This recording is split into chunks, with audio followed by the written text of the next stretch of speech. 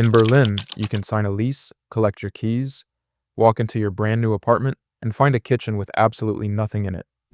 No stove, no fridge, no cabinets, no counter. Just bare tiles, a few water pipes sticking out of the wall, and a capped gas line.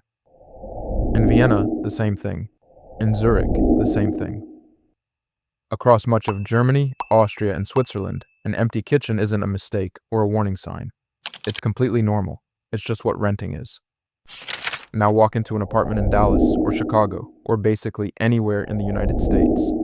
Stove, fridge, dishwasher, cabinets, sink, all already there, all included, all working on the day you move in.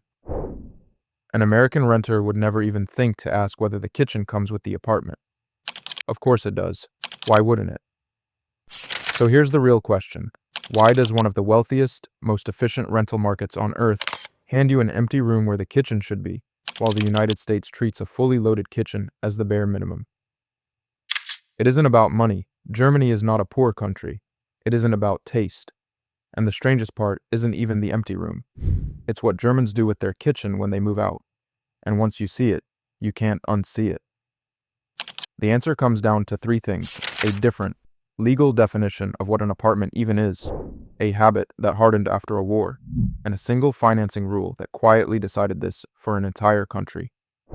Start with Germany, because once you understand the mechanism, the whole thing stops being weird and starts being almost logical. Under German rental law, a landlord is only required to hand over a home that's habitable and structurally sound. Walls, floors, working plumbing connections, and electrical wiring. That's the legal floor, and here's the key. A fitted kitchen is not considered part of the building. It's treated as furniture. And furniture belongs to whoever bought it. So in a large share of German listings, the apartment is advertised with no built-in kitchen at all. When a tenant moves into one of those units, they're expected to buy the kitchen themselves. Cabinets, countertop, sink, stove, the whole assembly, and pay to have it installed. That typically runs somewhere between 3,000 and 10,000 euros, depending on size and quality. That's not a renovation. That's just a cost of moving in, stacked on top of the deposit and the first month's rent. Which raises the obvious question. If you just paid thousands of euros for a kitchen that's now bolted into someone else's building, what happens when it's time to leave? Here's what happens. They don't leave it behind. They take it with them. When a German tenant moves out, they often unbolt the entire kitchen, cabinets, counter, appliances, load it into a van, and reinstall it in their next apartment. The same kitchen can follow one renter across 3 different addresses over a decade.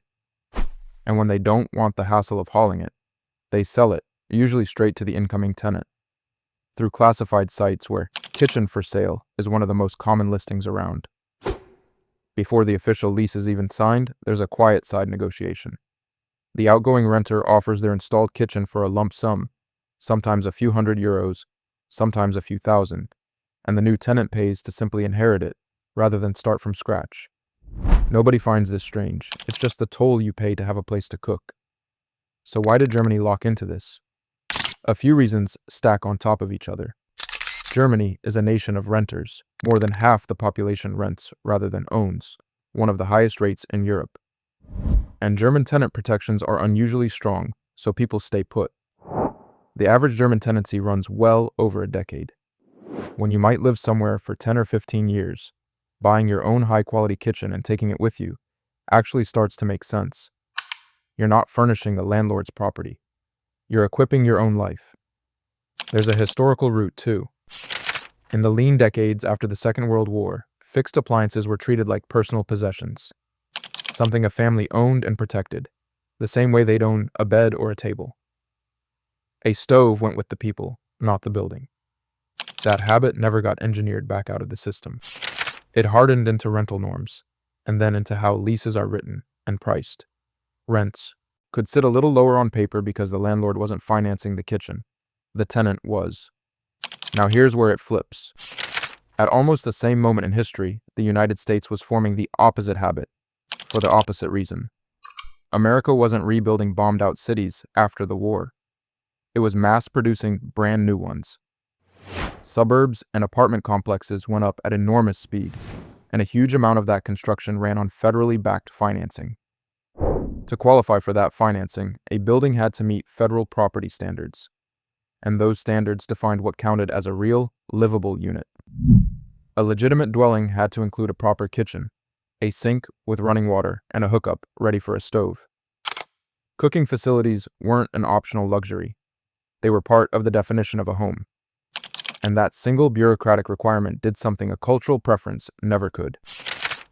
Developers building thousands of post-war units had every incentive to install complete kitchens because that's what the financing rewarded and what renters came to expect. Once that became standard across the country, it stopped being just a building practice. It started turning into something much harder to undo, an expectation, and eventually the law itself. But how does a kitchen go from a financing checkbox to something a landlord can actually be sued for not providing? It goes through the habitability law. Today, most U.S. states operate under what's called the implied warranty of habitability, a legal promise that a rented home meets basic livability standards. And in a large share of American jurisdictions, a working kitchen counts as part of that baseline, not as an extra. A landlord who rents out a unit with no kitchen facilities at all isn't just being eccentric. In many places, they're breaking the law. There's an even sharper version of this. The International Property Maintenance Code, a model code, adopted in some form by 2 states and more than 600 local jurisdictions across the country, defines a dwelling unit as a space with permanent provisions for living, sleeping, eating, and cooking. Its newer editions spell out that a unit must contain a kitchen sink, a cooking appliance, and refrigeration before it can legally be occupied. Compare that to Germany, where the law explicitly does not require any of it, and the entire mystery collapses into one clean fact. The 2 countries simply wrote different legal definitions of what an apartment has to be. That's the whole gap, sitting right there in the fine print. There's a money layer underneath too. American landlords fold the cost of the kitchen into the building's mortgage and write it off over decades. You never see it, but it's quietly baked into the rent you pay every month. German landlords who hand over an empty room skip that capital cost entirely, which is part of why German rents can look lower on paper. You're not paying for someone else's stove. You're paying to install your own. And once a system locks in, entire industries grow up around it. In Germany, there's a whole secondary economy built just to move kitchens between renters, second-hand appliance dealers, specialist installers, and movers who handle built-in cabinetry. This is also exactly why IKEA's modular, freestanding kitchen units are so beloved by German renters. They're designed to be unbolted, transported, and rebuilt in the next apartment. In the United States, the appliance giants do the opposite. They sell to developers in bulk, hundreds of identical units at a time, built to survive inside a rental the tenant will never own a single piece of.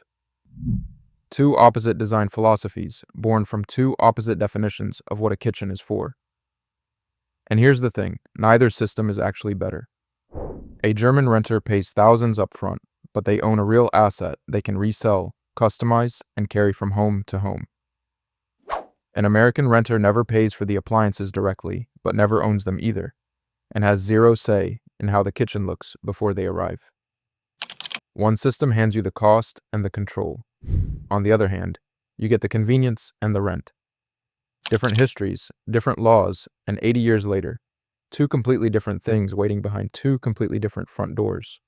So the next time you walk into a new place and flip on a stove that was just sitting there, waiting for you, understand that you're not looking at a neutral default. You're looking at the downstream echo of a 1940s financing rule that quietly decided, for an entire country, what a kitchen has to be before anyone is allowed to call it home. Now I want to hear from you. Have you ever rented a place with no kitchen installed? And did you find out the easy way or the hard way?